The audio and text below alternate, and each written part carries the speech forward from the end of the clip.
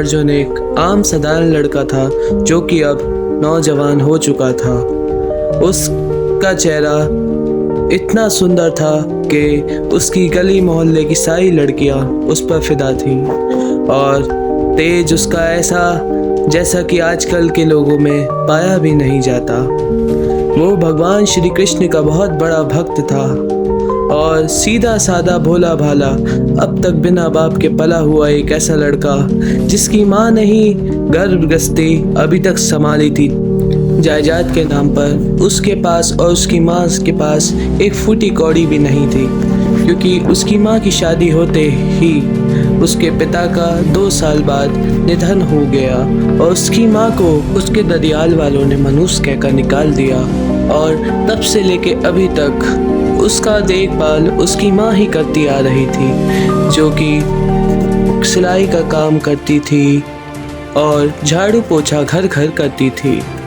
उसकी माँ ने जैसे तैसे करके पैसे इकट्ठे कर 12वीं कक्षा तक उसे पढ़ाया और अब बारी आ चुकी थी कि वो अपने पैरों पर खड़ा होकर कमाए और अपनी माँ को वो चैन की राहत दे जो हर एक बच्चा अपनी माँ को देना चाहता है। जीवन के उस कार्यभार से मुक्त करे जो हर एक बच्चे का ख्वाब होता है, अपनी माता पिता के प्रति कर्तव्य निभाने का।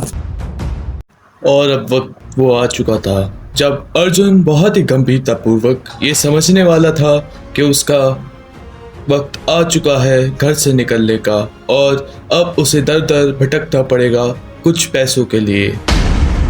उसकी माँ के पास अब काम आना लगभग बंद सा हो गया था और 3 महीने से घर का किराया न जाने की वजह से घर का मालिक भी उसकी माँ से नाराज था और कुछ ही देर बाद अब घर का गेट कुछ इस तरह बजता है कि मानो कोई घर का दरवाजा तोड़ देगा अगर उस गेट को खोला नहीं गया जल्द से जल्द। तो तभी थोड़ी देर बाद गेट के जोर से बजने की आवाज आती है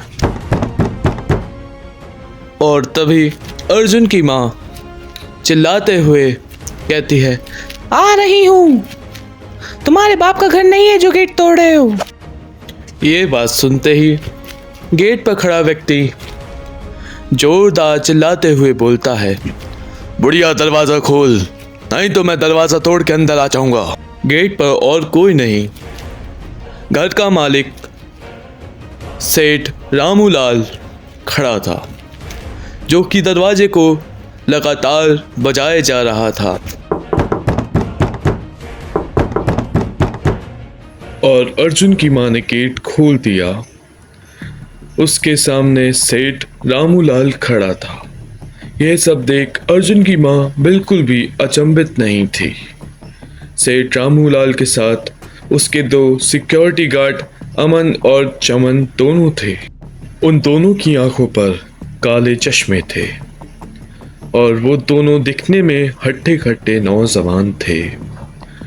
दोनों ही सूट और पैंट पहनकर आए थे जो कि सेठ रामूलाल के पीछे खड़े थे। तभी अचानक ये शोर शराबा सुन अर्जुन जाग गया, जो कि तबीयत खराब होने की वजह से सो रहा था और अर्जुन ने पाया कि शोर शराबे की आवाज कहीं और से नहीं बल्कि उसके घर से आ रही थी। अर्जुन अपने अंदर वाले कमरे से झांक कर बाहर की ओर देखता है तो उसे कुछ ऐसा दिखता है जिसकी उसने उम्मीद नहीं की थी। वो देखता है कि उसके सामने और कोई नहीं, सेठ रामूलाल अपने 2 बॉडीगार्ड्स के साथ खड़ा था। अर्जुन देखता है कि सेठ रामूलाल उसकी माँ के साथ ऊंची आवाज में बात कर रहा था जो कि अर्जुन से देखी नहीं जा रही थी। जैसे ही वो गुस्सा होके सेठ रामूलाल से बात करने जाता है तभी शांतिपूर्वक अपने ठंडे दिमाग से उसने ये निर्णय लिया कि वो कुछ बात कहे उससे पहले ये देख ले कि उन दोनों के बीच बातचीत किस बारे में हो रही है। और क्या कहना चाहता है और क्या जताना चाहता है सेठ रामूलाल उसकी माँ पर यूं चिल्लाकर। अर्जुन इन सभी बातों को लिए मन में कहीं ना कहीं जूझ ही रहा होता है कि तभी उसे अचानक सेठ रामूलाल की आवाज़ सुनाई देती है, उसकी माँ पर गुस्सा करते हुए। सेठ रामूलाल तेज आवाज़ में बोलता है, मैंने कह दिया था नीति जी, किराया हर तारीख को चाहिए। ये कोई तरीका है? 3 महीने से एक पैसा तक नहीं मिला। नीति यादव नरमी से थोड़ा डरे हुए, सेठ जी, हम पूरी कोशिश कर रहे हैं, बस कुछ दिन और दे दीजिए, अर्जुन की नौकरी लगने वाली है। जहाँ एक तरफ नीति जो कि अर्जुन की माँ थी और सेठ रामूलाल बात कर रहे थे, वहीं दूसरी ओर अर्जुन को ये सब सुन अच्छा नहीं लग रहा था कि कोई सेठ रामूलाल उसकी माँ पर चीखे बेवजह, वो भी 3 महीने की किराए के चक्कर में। अर्जुन के चेहरे पर चुप्पी पर आंखों में गुस्सा और बेचैनी साफ देखी जा सकती थी। उस वक्त अर्जुन ने जैसे तैसे अपने आप को काबू में कर रखा था, पर उसके हाथ की मुट्ठी कसती ही जा रही थी और अंदर ही अंदर अर्जुन धीरे से अपने आप से कहता है, 3 महीने माँ ने कुछ नहीं बताया, रोज परेशान होती रही, पर मुझसे एक शब्द नहीं कहा। सेठ की बातें काट रही है मुझे। और तभी सेठ की आवाज और तेज हो जाती है और सेठ रामूलाल तेज आवाज में बोलता है, अगर कल तक पैसे नहीं आए तो सामान बाहर रखवा दूंगा। ये मेरी आखिरी चेतावनी है नीति जी।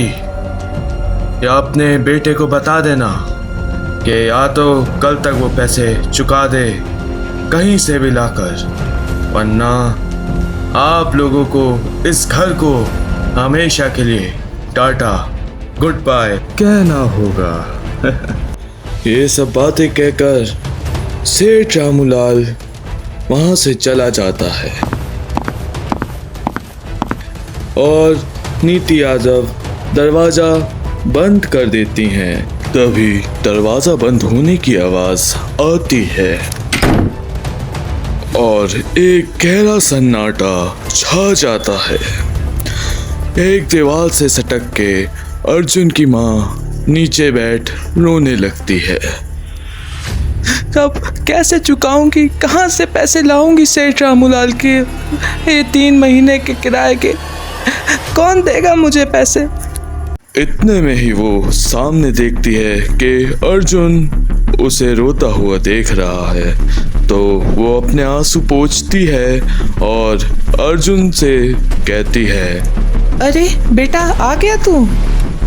और कैसी तबीयत है तेरी? बुखार उतरा या नहीं? चल जल्दी हाथ मुंह धो ले, मैं खाना लगा देती हूँ।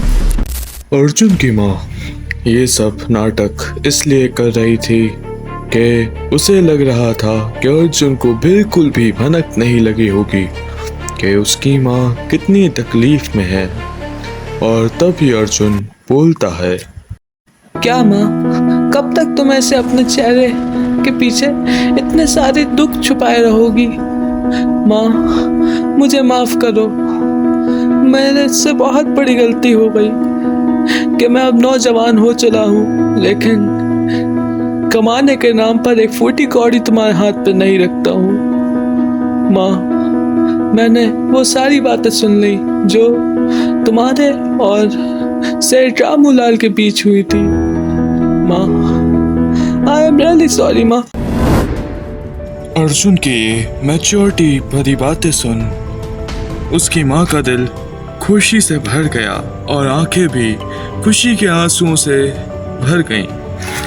अर्जुन की माँ दौड़कर उसे अपने सीने से लगा लेती है और अपनी बाहों में भर लेती है और सिसकते हुए उससे कहती है कि मेरे बेटे, अब तक तुझे जो भी दुख दर्द हुआ उसके लिए तो माफ़ी मुझे मांगनी चाहिए मेरे लाल, मेरी वजह से तुझे जिंदगी में ना जाने कितने कष्ट झेलने पड़े, दर बदर भटकना पड़ा, और अब ये रामू लाल जैसी समस्या भी हमारे मत्थे ही पड़ी है, जिसके अभी तक 3 महीने के पैसे नहीं चुके हैं। मेरे लाल, मैं चुका लूंगी कैसे भी करके, तू चिंता मत कर। मैं तुझे और दर्द नहीं देना चाहती।